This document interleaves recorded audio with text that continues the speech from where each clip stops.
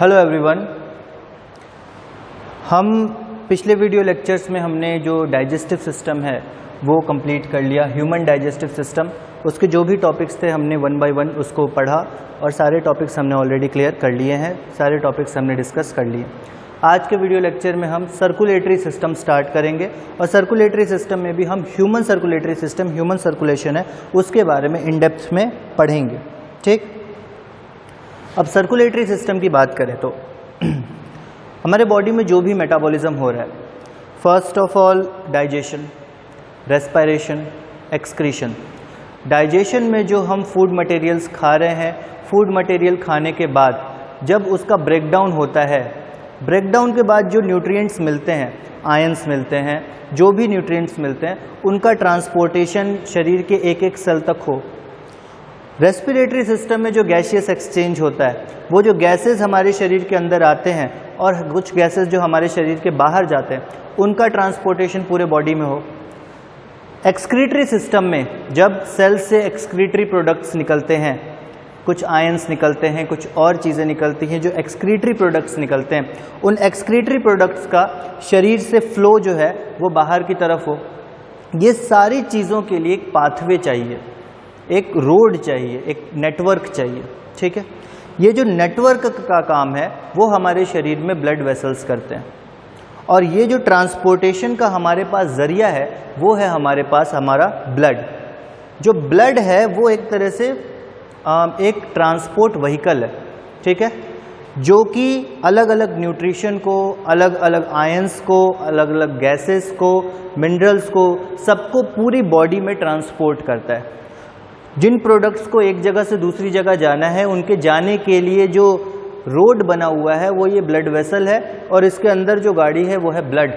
तो ब्लड जो है सारी चीज़ों को ढो के एक जगह से दूसरी जगह लेके जाता है। ठीक है, और पूरे बॉडी में सर्कुलेट करता है।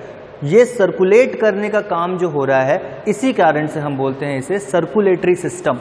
ओके, तो यहाँ पे चाहे डाइजेस्टिव सिस्टम हो, रेस्पिरेटरी सिस्टम हो, एक्सक्रीटरी सिस्टम हो, कोई भी सिस्टम हो, जितने भी न्यूट्रिएंट्स हैं, ऑक्सीजन है, कार्बन डाइऑक्साइड है, वेस्ट प्रोडक्ट है, इन सब का ट्रांसपोर्टेशन जो है वो ब्लड के थ्रू ही होता है।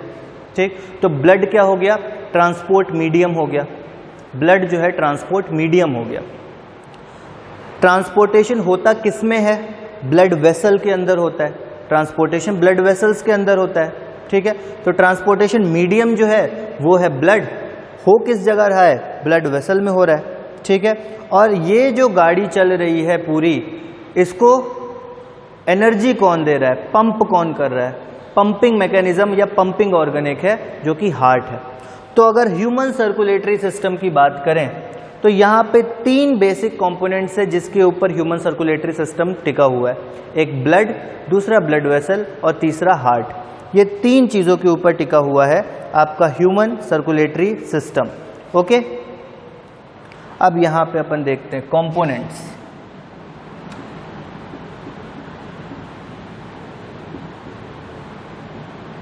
कौन कौन से कंपोनेंट्स हैं? ब्लड एक बहुत ज़रूरी कंपोनेंट है। फिर ये ब्लड बहेगा किस में? ब्लड वेसल में बहेगा। और इस ब्लड को बहने के लिए जो फोर्स चाहिए, जो झटका चाहिए, जो प्रेशर प्रोवाइड होगा, वो कौन करेगा? पंप कौन करेगा? हार्ट पंप करेगा। तो ये तीन सबसे इम्पॉर्टेंट पार्ट्स हैं, तीन सबसे इम्पॉर्टेंट कंपोनेंट्स हैं हमारे सर्कुलेटरी सिस्टम में। ह्यूमंस की बात करें तो ह्यूमंस के अंदर डबल सर्कुलेशन पाया जाता है।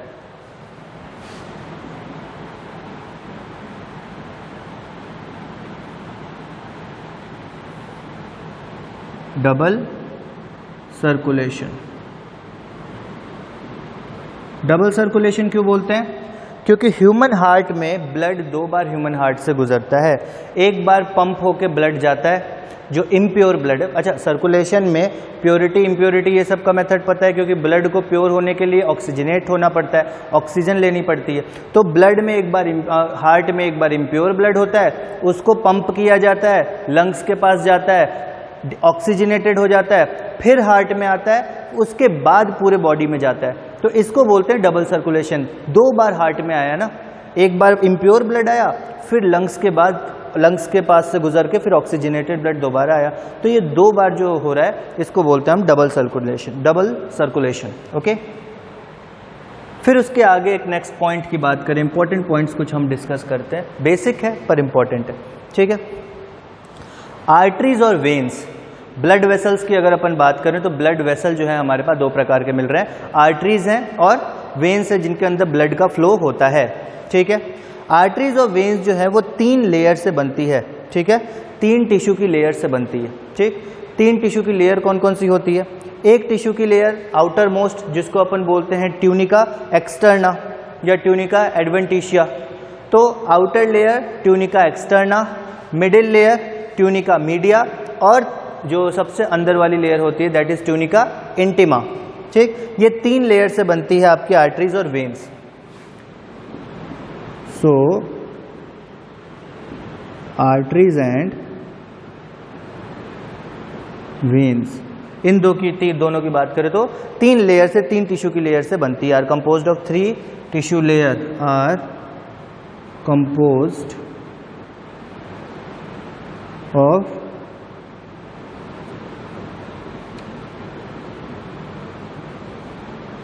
3 लेयर्स ऑफ टिश्यू। टिश्यू की 3 लेयर से बनती है। 3 लेयर कौन कौन सी है?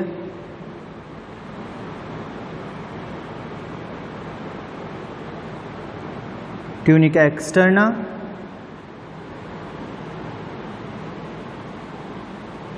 ट्यूनिका मीडिया,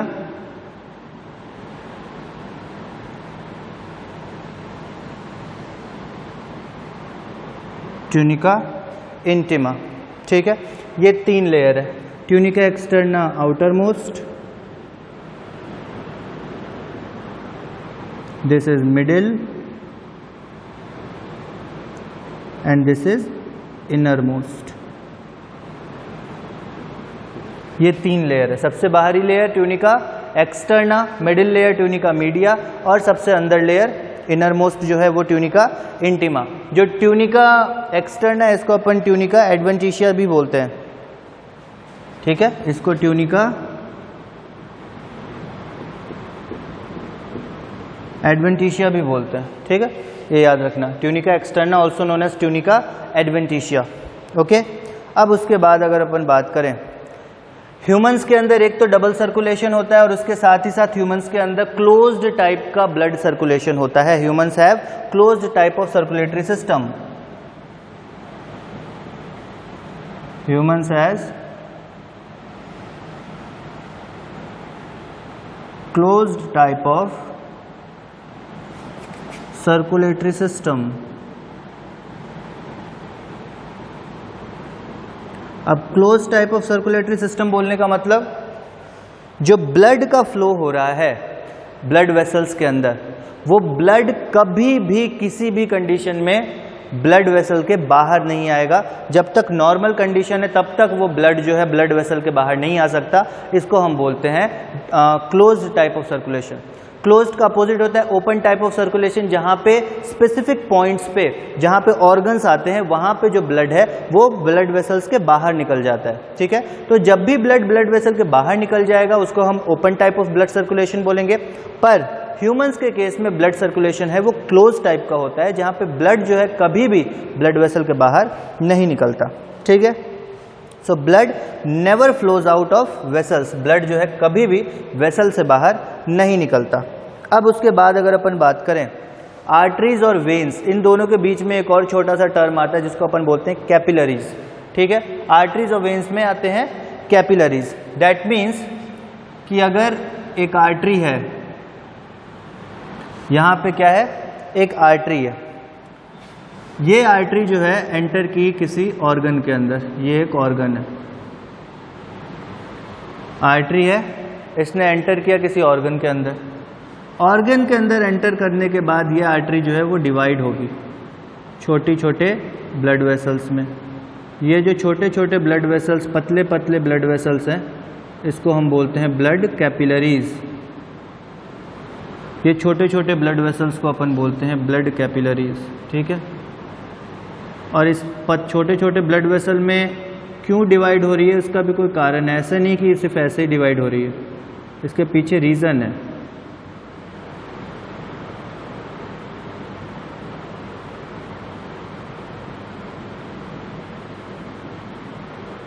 और इस तरह से आके ये ऑर्गन से बाहर की तरफ निकल जाता है। ठीक है, तो यहां से ब्लड आ रहा है और यहां से ब्लड जो है बाहर की तरफ निकल रहा है। ठीक है, एक तरफ से ब्लड आया, दूसरी तरफ से ब्लड जो है बाहर की तरफ चला गया। इधर से जो आ रहा है ब्लड अंदर की तरफ, तो ये लेके कौन आएगा? आर्टरीज। तो ये है आर्टरी। ब्लड उधर से जब निकला तो इम्प्योर होके निकला, क्योंकि ब्लड में जो ऑक्सीजन था उसने ऑर्गन को दे दिया, ऑर्गन में सारे ब्लड के जितने भी न्यूट्रिएंट्स थे, जो भी ऑक्सीजन था वो इसमें आ गया, और कार्बन डाइऑक्साइड जो है कैपिलरीज को मिल गया और वो कैपिलरी आगे बढ़ गई। तो अब जो ब्लड गया वो इम्प्योर ब्लड है, वो यहाँ पे बहेगा वेन से। ठीक है, सो एक ब्लड वेसल आ रहा है, उसके साथ साथ ऑक्सीजनेटेड ब्लड आ रहा है, प्योर ब्लड आ रहा है, वो ब्लड वेसल आर्टरी है। वो जाएगा किसी ऑर्गन में, ऑर्गन के अंदर जाके क्या करेगा? वो जो ऑक्सीजन है वो ऑर्गन को दे देगा और ऑर्गन के पास जो भी कार्बन डाइऑक्साइड है वो ले लेगा और फिर आगे की तरफ बढ़ जाएगा। तो जब आया था तब वो ऑक्सीजनेटेड था, जब जा रहा है तो वो डीऑक्सीजनेटेड है। तो जाते समय डीऑक्सीजनेटेड ब्लड लेके कौन जाएगा? वेन्स। तो एक चीज याद रखना, ये एक ही ट्यूब है, ये वाली एक ही ट्यूब है, पर चूंकि यहां से जो गया था वो प्योर ब्लड था इसलिए इसको हमने आर्टरी बोला, और जो निकल रहा है वो इम्प्योर ब्लड है, इस कारण से हमने इसको वेन बोला। बाकी ये दोनों एक ही ट्यूब है। और बीच में ये जो पतले पतले ट्यूब्स हैं, बीच में ये जो पतले पतले ट्यूब्स हैं, ये हैं आपकी ब्लड कैपिलरीज। ओके, ये जो बीच के ट्यूब्स हैं ये सारी हैं आपकी ब्लड कैपिलरीज। ब्लड कैपिलरीज पतली पतली होती है, बहुत पतली होती हैं। ठीक है, अब इनके बहुत पतले होने का क्या कारण होता है? एक मिनट के लिए आप सब सोचो कि ब्लड कैपिलरीज जो इतनी पतली होती हैं उनका इतना पतले होने का कारण क्या होता है? क्यों होती है इतनी पतली? और क्या ज़रूरत है ऑर्गन में ब्लड कैपिलरी के रूप में प्रेजेंट होना आर्टरीज को? ये जो ब्लड कैपिलरीज है क्या इनका होना ज़रूरी है? क्या सीधे आर्टरी ऐसी जा रही है और सीधे आर्टरी निकल के उधर से वेन नहीं निकल सकती? ऐसा क्यों होता है कि पतले पतले वेसल्स में टूटना पड़ रहा है? एक्चुअली सर्कुलेशन में जब ब्लड फ्लो कर रहा है, ब्लड के पास जो भी न्यूट्रिशन है, जो भी ऑक्सीजन है, उसको ट्रांसपोर्ट करना है। तो ट्रांसपोर्टेशन के लिए ये जो लेयर है, ये जो वेन्स और आर्टरीज हैं, इनकी जो वॉल है वो मोटी होती है, इनके थ्रू डिफ्यूजन नहीं हो सकता, इनके थ्रू डिफ्यूजन जो है वो नहीं हो पाएगा। इसीलिए हमें वैसी लेयर्स चाहिए, वैसे ट्यूब्स चाहिए जिनकी लेयर बहुत पतली हो, जिनकी वॉल बहुत थिन हो, जिसके थ्रू आसानी से डिफ्यूजन हो सके। इस कारण से ये कैपिलरीज में टूटती है। एक मोटी ट्यूब है, वो पतली पतली कैपिलरीज में टूटती है, और वो पतली पतली कैपिलरीज के वॉल्स बहुत पतले होते हैं, इस कारण से डिफ्यूजन जो है बहुत आसानी से हो जाता है। इसलिए ज़रूरी है आर्टरीज का इन कैपिलरीज में ब्रेकडाउन होना, एंड देन वापस वो कैपिलरीज जुड़ के वेन के फॉर्म में बाहर निकल जाती है। ठीक है, तो ये तो था आपका आर्टरीज, वेन्स और कैपिलरीज। ये जो चार हैं ये क्या है? ये ब्लड कैपिलरीज हैं। These are blood capillaries. Okay, अब उसके आगे बात करें तो ऑर्गन्स के अंदर, ये मैं आपको बता दे रहा हूं, ऑर्गन्स के अंदर ब्लड जो है वो आर्टरीज लेके जाती है। ठीक है, ऑर्गन के जैसे ही एंटर करते हैं तो वो आर्टरीज कैपिलरीज में टूट जाती हैं, जिससे गैस का एक्सचेंज होता है और वापस इम्प्योर ब्लड जो है वेन्स के साथ ऑर्गन से बाहर निकल जाता है। ठीक है, उसके बाद अगर अपन बात करें ब्लड की, ब्लड के कॉम्पोजिशन की बात करें, इतनी चीज़ें तो हमने देख ली, अब ब्लड के कॉम्पोजिशन की बात करते हैं। चलो इतना मैं मिटा रहा हूँ, आई होप कि आपने लिख लिया होगा। अभी तो ये सारी चीज़ें बहुत आसान है, कुछ ऐसा मुश्किल टॉपिक आया नहीं अभी तक जो आपको प्रॉब्लम हो। ये सारी वो चीज़ें जो आप सबने पढ़ी हुई है पहले भी। ओपन और क्लोज टाइप का ब्लड सर्कुलेशन आपको पता है, उसके अलावा डबल सर्कुलेशन, सिंगल सर्कुलेशन आपको पता है। उसके बाद आर्टरीज, वेन्स और ब्लड कैपिलरीज का कॉन्सेप्ट आपको समझ में आ गया। अब अपन देखते हैं ब्लड के बारे में। ब्लड किन किन चीज़ों से मिलकर बना होता है? ब्लड किन किन चीज़ों से बना होता है? ब्लड में एक फ्लूइड होता है, दूसरे ब्लड सेल मौजूद होते हैं। जो फ्लूइड होता है उसको ब्लड प्लाज्मा बोलते हैं। तो ब्लड की अगर डिवीज़न करें हम, जिन जिन चीज़ों से मिलके बना है उस आधार पर अगर डिवीज़न करें तो सबसे पहली चीज़ यहाँ पे आएगी ब्लड प्लाज्मा। अब ब्लड प्लाज्मा नहीं, इसको अब ब्लड शब्द नहीं यूज़ करेंगे। ब्लड में क्या क्या है? प्लाज्मा है। प्लाज्मा जो होता है फ्लूइड होता है, लिक्विड होता है, ठीक है। उसके साथ साथ और क्या है ब्लड में? ब्लड के सेल्स हैं, ठीक है। तो सेल्स हैं, इन सेल्स को अपन बोलते हैं फॉर्म्ड कंपोनेंट्स। Formed components. तो हमारे पास क्या क्या है? एक तो ब्लड प्लाज्मा है हमारे पास, दूसरा फॉर्म्ड कंपोनेंट्स है जो कि ब्लड सेल्स है। प्लाज्मा जो होता है टोटल ब्लड का 55% जो एरिया होता है वो प्लाज्मा का होता है। 55% टोटल कंपोजिशन जो है वो प्लाज्मा की होती है और 45% जो है सेल्स होते हैं।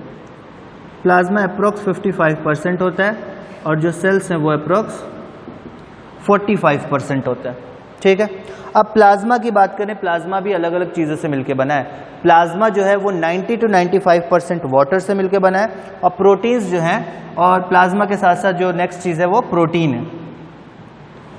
प्लाज्मा की बात करें तो सबसे पहले यहाँ पे चाहिए वाटर, 90 to 92% पानी है, और साथ ही साथ पानी के साथ यहाँ पे क्या है? प्रोटीन्स। प्रोटीन्स कितने हैं? 6 से 8%, ठीक है। सो ब्लड को दो भाग में डिवाइड किया। ब्लड किन किन चीज़ों से मिलके बना है? प्लाज्मा से और सेल से। प्लाज्मा किन चीज़ों से मिलके बना है? प्लाज्मा पानी से मिलके बना है, प्रोटीन से मिलके बना है। प्रोटीन्स कौन कौन से होते हैं? पानी तो हो गया, पानी नॉर्मल। प्रोटीन्स कौन कौन से होते हैं? प्रोटीन्स 3 टाइप के आपको मिलेंगे यहाँ पे, एल्बुमिन, ग्लोबुलिन और फाइब्रिनोजन। ये 3 प्रोटीन्स आपको यहाँ पे मिलेंगे ब्लड प्लाज्मा के अंदर। एल्बुमिन, ग्लोबुलिन और फाइब्रिनोजन, ये 3 प्रोटीन्स जो हैं वो ब्लड प्लाज्मा में मौजूद रहते हैं।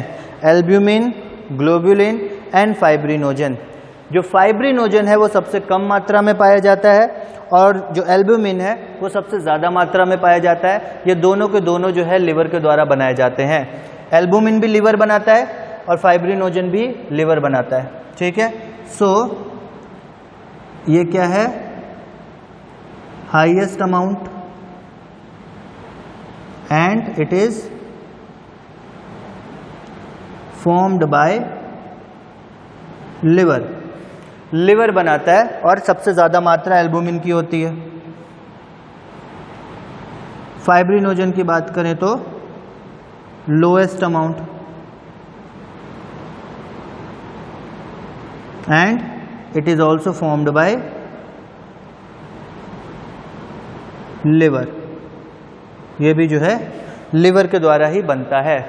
सो एल्बुमिन सबसे ज़्यादा मात्रा में मौजूद रहता है जो प्रोटीन्स की बात करें तो, और फाइब्रिनोजन सबसे कम मात्रा में प्रेजेंट होता है, ठीक है। दोनों को बनाता कौन है? लिवर ही बनाता है दोनों को। अब ब्लड प्लाज्मा को थोड़ा डिटेल में देखते हैं।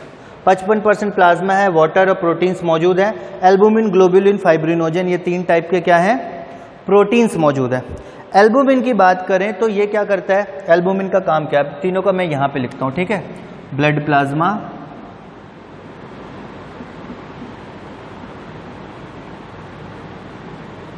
ब्लड प्लाज्मा जो है क्या है? वाटर और प्रोटीन्स। अब जो प्रोटीन्स की बात करें अपन तो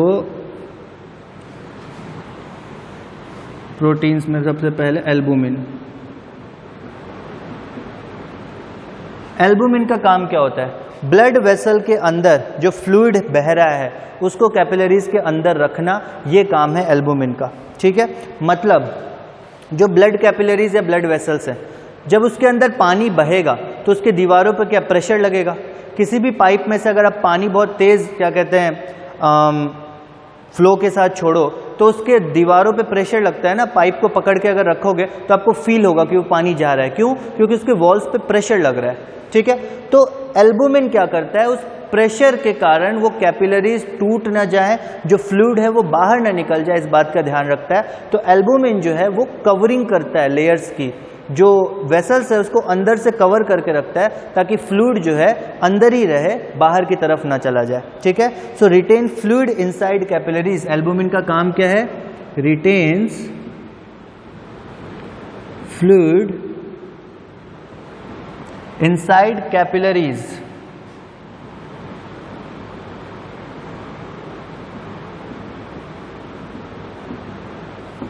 फ्लूइड को अंदर रखता है कैपिलरीज के, ताकि फ्लूइड जो है बाहर की तरफ ना बह जाए। सेकंड बात आती है ग्लोब्युलिन की।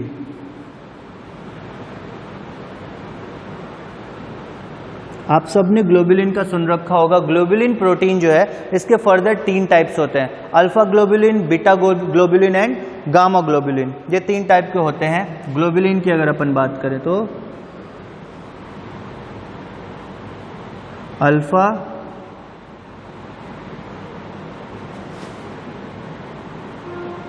Beta and third is gamma. 3 types of globulin are present, alpha globulin, beta globulin and gamma globulin, ठीक है। अल्फा ग्लोब्युलिन और बीटा ग्लोब्युलिन जो है ये दोनों लिवर में बनते हैं और ये ट्रांसपोर्ट प्रोटीन की तरह काम करते हैं। इन दोनों की अगर अपन बात करें तो दोनों क्या हैं, formed in liver and serve as transport protein, transport proteins। ये दोनों के दोनों लिवर के अंदर बनते हैं, अल्फा ग्लोब्युलिन भी, बीटा ग्लोब्युलिन भी, और दोनों के दोनों लिवर में बनते हैं और उसका काम क्या है, ट्रांसपोर्टेशन में हेल्प करना सब्सटेंसेस के, ठीक है। जो गामा ग्लोब्युलिन है ये इसको बनाता है plasma cells, formed by plasma cells. Immunology का हमारा एक पूरी की पूरी हमारी पेपर है इम्यूनोलॉजी का, उसमें हम प्लाज्मा सेल्स के बारे में पढ़ेंगे डिटेल में। तो प्लाज्मा सेल्स जो है वो गामा ग्लोब्युलिन को बताता है, और गामा ग्लोब्युलिन ही है जिनको हम एंटीबॉडीज बोलते हैं, ठीक है। Gamma globulins are antibodies. हम जब इम्यूनोलॉजी पढ़ेंगे उसमें एंटीजन, एंटीबॉडी, ये सारे कॉन्सेप्ट पढ़ेंगे। बी लिम्फोसाइट, टी लिम्फोसाइट, जब हम पढ़ेंगे तो आपको समझ में आएगा प्लाज्मा सेल क्या होता है और ये एंटीबायोटिक्स क्या, एंटीबॉडीज़ क्या होते हैं, और गामा ग्लोब्युलिन का क्या इंपॉर्टेंस है वहाँ पे। इम्यून सिस्टम में बहुत ज़्यादा इंपॉर्टेंस है एंटीबॉडी बनाने में। हमारी जो एडेप्टिव इम्यूनिटी है पूरी तरह से इसी पे टिकी हुई है, ठीक है। So gamma globulins are called antibodies.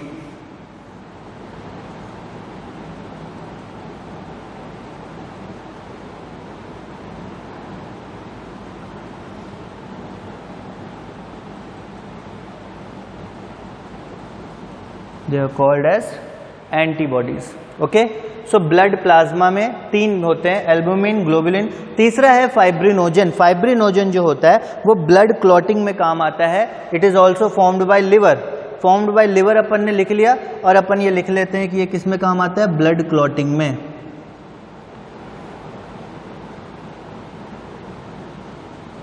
वहां जगह नहीं था इसलिए मैंने नहीं लिखा, आप इन तीनों को एक साथ लिखना, ठीक है। तीनों के फंक्शन, एल्बुमिन का फंक्शन, ग्लोब्युलिन का फंक्शन, फाइब्रिनोजन का फंक्शन, टाइप्स, ये सारी चीजें आप एक साथ लिखना, ओके।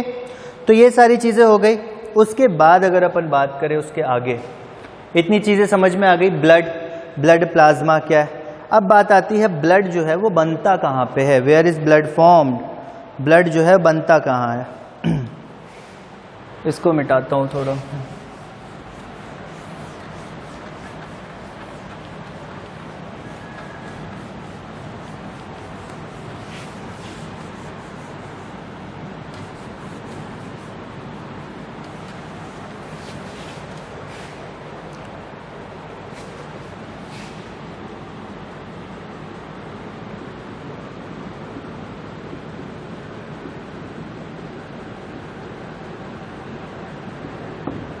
ये क्वेश्चन है कि ब्लड जो है वो बनता कहाँ पे, वेयर इज ब्लड फॉर्म। तो यहाँ पे अगर अपन बात करें ब्लड के कंपोनेंट्स में प्लाज्मा और ब्लड सेल्स हैं, ठीक है। तो सबसे पहले तो देखते हैं प्लाज्मा कहाँ बनता है या फिर प्लाज्मा कहाँ से मिलता है। प्लाज्मा ऐसी चीज़ नहीं है कि कुछ प्रोड्यूस होता है, प्लाज्मा सिंपली अलग अलग जगह से वाटर का जो डिपोजिशन होता है वही प्लाज्मा कहलाता है। तो वाटर जो है स्टमक में एब्जॉर्व किया जाता है, स्मॉल इंटेस्टाइन में एब्जॉर्व किया जाता है, लार्ज इंटेस्टाइन में एब्जॉर्व किया जाता है। मतलब डाइजेस्टिव सिस्टम में जो प्लाज्मा एब्जॉर्व किया जाता है उसके साथ साथ प्रोटीन्स लिवर से आता है और आयंस जो है वो डाइजेस्टिव ट्रैक्ट से आ जाते हैं। ये सब मिला के प्लाज्मा बन जाता है, ठीक है। So water absorbs from digestive system. Plasma कहाँ कहाँ से बनता है? Water that has been absorbed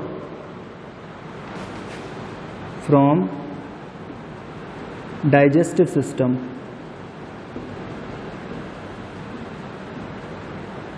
digestive system से जो पानी एब्जॉर्व किया जाता है, भले वो स्टमक से हो, चाहे वो स्मॉल इंटेस्टाइन से हो, चाहे वो लार्ज इंटेस्टाइन से हो, वो सारा पानी, ठीक है, सारा नहीं बट उसमें से ही पोर्शन लिया जाता है प्लाज्मा के लिए, वाटर जो चाहिए। उसके बाद प्रोटीन कहाँ से आता है? प्रोटीन आता है लिवर से।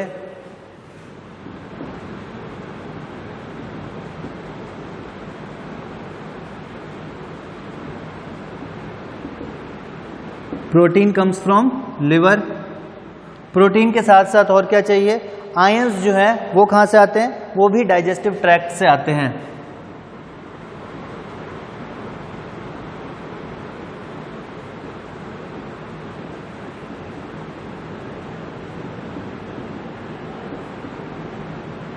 Ions come from digestive tract, ठीक है।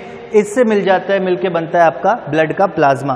अब ब्लड के सेल्स की बात करें, प्लाज्मा तो हो गया, अब बात करें अपन ब्लड सेल्स की।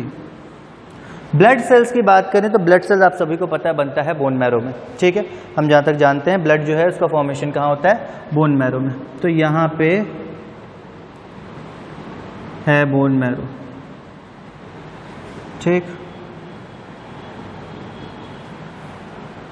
ये है बोन मैरो। बोन मैरो क्या है? बोन मैरो दो प्रकार के होते हैं, आपको अगर पता हो। बोन मैरो दो प्रकार के कौन कौन से होते हैं? एक होता है रेड बोन मैरो, दूसरा होता है येलो बोन मैरो, ठीक है। ये रेड बोन मैरो की बात करें तो यहाँ पे छोटे छोटे छोटे छोटे ग्रेन्यूल्स दिखेंगे, ठीक है। They are known as red bone marrow. ये जो छोटे छोटे ग्रेन्यूल्स हैं, these granules are known as red bone marrow. दोनों साइड आपको दिखेंगे।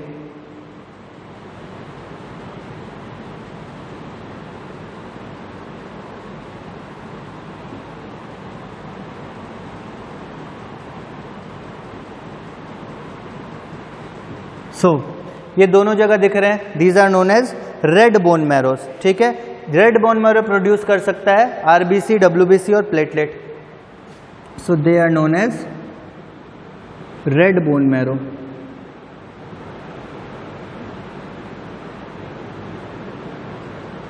रेड बोन मैरो क्या क्या प्रोड्यूस करता है? आरबीसी, डब्ल्यूबीसी और प्लेटलेट्स, ठीक है। आरबीसी, डब्ल्यूबीसी, प्लेटलेट ये जो है रेड बोन मैरो प्रोड्यूस करता है। और येलो बोन मैरो जो है प्रोड्यूस करता है, येलो बोन मैरो यहाँ पे बीचों बीच आप देख लो, एक और ट्यूब की तरह स्ट्रक्चर।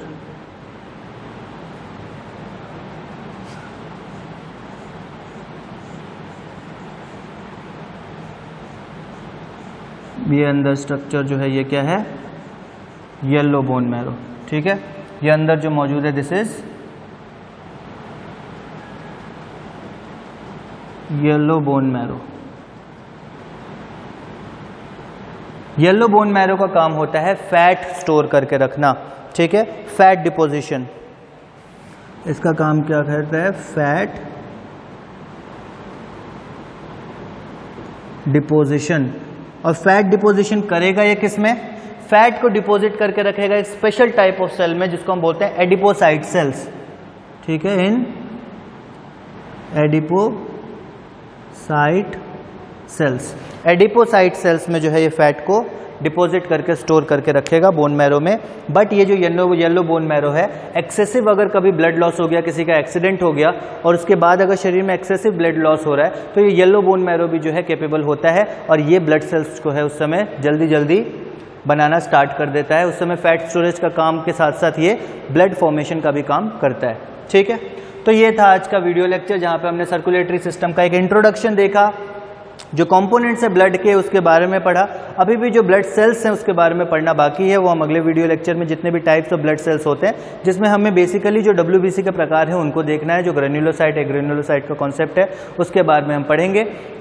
आज का वीडियो लेक्चर हम यहाँ पे ओवर करते हैं। अगले वीडियो लेक्चर में हम ब्लड सेल्स के बारे में पढ़ेंगे। तब तक के लिए आप वीडियो लेक्चर देखते रहिए, प्रीवियस वीडियो लेक्चर्स देखिए। सर्कुलेटरी सिस्टम आज स्टार्ट हुआ है, तो आप कोशिश करिए कि जितना मैं पढ़ा रहा हूँ उसको नोट डाउन करें और उसके साथ ही साथ इसके आगे के कॉन्सेप्ट भी आप पहले पढ़ के रखें, तो जब आप वीडियो देखेंगे तो आपको ज़्यादा आसानी से समझ में आएगा। इसलिए मैंने पहले ही बता दिया कि हम अगले वीडियो लेक्चर में ब्लड सेल्स के बारे में पढ़ेंगे। सो आप प्रिपेयर रहिए उसके लिए, पहले से पढ़ के रखिए, तो आपको चीज़ें आसानी से और ज़्यादा अच्छे से समझ में आएंगी। ओके, सो अगले वीडियो में मिलते हैं। Thank you very much.